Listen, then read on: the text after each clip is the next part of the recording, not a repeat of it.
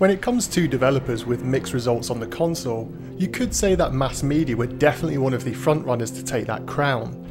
With some fantastic experiences sitting alongside some truly terrible games, I felt it worth making a video showcasing their work on my beloved console. Now, I've already reviewed many of these games in the past, and so if you do want a detailed review, then just check out the video description box for links. Miss Pac-Man Maze Madness was a year 2000 release published by Namco. No surprises that you take control of Miss Pac-Man in this 3D reboot, which still plays on a 4-directional playing field. The story of the game is that Professor Pac finds out that evil forces have taken over the enchanted castle using black magic. The princess has vanished, and a witch is planning to steal the 4 gemstones of virtue. It's then up to you to enter the 4 realms, collect darts, defeat enemies, solve some fairly basic puzzles, and work your way to the final battle with the witch. In terms of storyline, it's fairly loose and generic, however the gameplay is naturally where it counts, and this game is no slouch in that area. Fans of classic Pac-Man style games will enjoy the collecting aspect, and newcomers will like the puzzles to solve as the game progresses. The environments are varied, and visually it's actually quite nice looking. There's multiplayer modes to enjoy, as well as the ability to play classic Miss Pac-Man for anyone wanting an old school break. The only real criticism I could throw at the game is that the controls should have felt a lot more responsive, but no matter if you choose to play with the analog stick or the D-pad, it never quite feels right. I'm not sure if that's because the 3D visuals sometimes block the turns, or if it's the slight clipping that you sometimes get on the edges of the path, but it can become frustrating after an extended play. The music on the other hand is really nice. The songs are light, catchy, and the clarity is also fairly decent for a kart-based game. This is a game which I think wouldn't have been on many people's wish list back in the day, however it's now definitely a game which is worth checking out. Perhaps the biggest and best game which ever came out of their California headquarters was Starcraft 64. It still amazes many people how they managed to actually get the full experience onto the kart format. Now sure, there are some obvious downgrades from the PC version, but when you still take into play the fact that the campaigns and multiplayer are all in the game, this really is something to behold.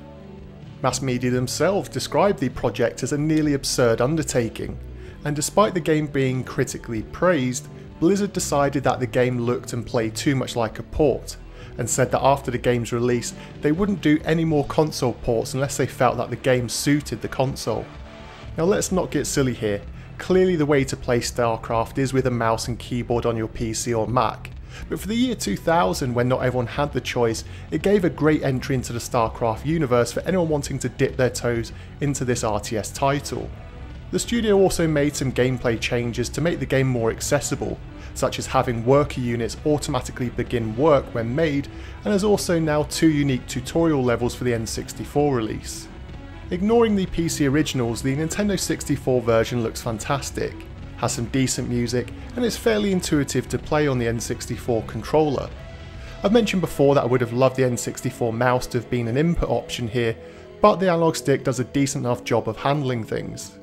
If you're going to play this game, make sure that you do have the expansion pack installed for the full experience, and also set aside some time because this game has some very long levels, and like any good RTS game, it's addictive as hell. If you get sucked into the game, it will offer a depth of gameplay, but just make sure you're picking this up sooner rather than later because the price continues to creep up and it's becoming one of the more expensive titles to get your hands on. Namco Museum 64 was published by, you guessed it, Namco in 1999. I'm sure you all know what to expect here.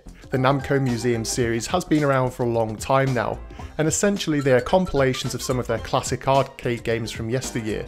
This release features 6 games packed in, which were Pac-Man, Miss Pac-Man, Galaga, Galaxian, Pole Position and Dig Dug. Now I'm sure there'll naturally always be those who enjoy these compilations, but I for one wasn't the biggest of fans.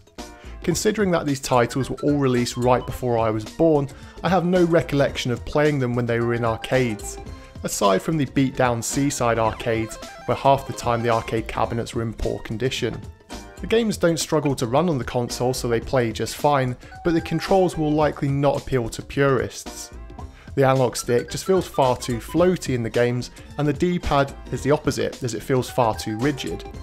If I had an arcade stick, then I'd probably get a little more enjoyment from these games, but I'm in no rush to go back and play this game all over again. Thankfully for any collectors, it's a fairly easy title to get your hands on, and there's also even a cheaper Game Boy Advance version, which you can find everywhere as it was one of the best-selling games on the Game Boy Advance. Power Rangers Lightspeed Rescue was a multi-platform release, with the N64 version coming from Mass Media in the year 2000. This is based off the 8th season of Power Rangers, and by this time I personally had no interest in the Power Rangers franchise in any capacity. Still though, the series had enough of a following for games to be released, and this is a 3D action game which also has some mech combat and driving sections thrown in the mix. Fans of this series will also be pleased to hear that the cast reprised their roles to offer some vocal work to the game, but bear in mind this was still a cart-based game, so it's expected that there is a lack of depth and clarity in any of the audio that they offered. So how does this one play? Well, being brutally honest, it's an absolute chore to play. The 3D action stages are dull and usually involve taking down a few enemies which only take a couple of hits each and then rescuing some civilians. There's also some truly bizarre parts such as the park level where you need to remove logs from the path. Maybe that was a thing in the show, I don't know, but from a gameplay perspective it slows the game down far too much.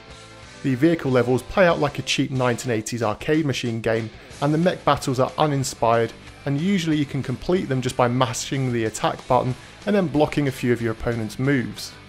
When these three game modes combine, it makes the overall package one to avoid, and definitely a title which you shouldn't be in a rush to add to your collection. Bassmasters 2000 was a Christmas 1999 release in North America. Like the name suggests, it's a fishing experience with a wide range of equipment, cameras, lakes, and helpful commentary from some guy that only fishing fans will have ever heard of. We've talked about fishing games before on the channel, and to be honest they really aren't my cup of tea, and so all I can say is the overall package was quite dull to play and even more tiresome to review. If you like fishing games, then go take a look at this, but for 99.9% of you watching, this is another one which you'll be in no rush to own. And so there you have it. It's quite amazing how the same studio can take some great plans and produce some great work, as well as the case with Starcraft 64, and yet at the same time go on to release something as terrible as Power Rangers Lightspeed Rescue. But what do you think? Can you think of any other studios that produce such a mixed bag of games on the console? Or do you think that Mass Media's positive contributions to the console's library far outweigh their poorer work? Let me know your favourite game on this list, and as always drop any comments, opinions and feelings of these games in the section below. And as always, thanks for watching, and until next time.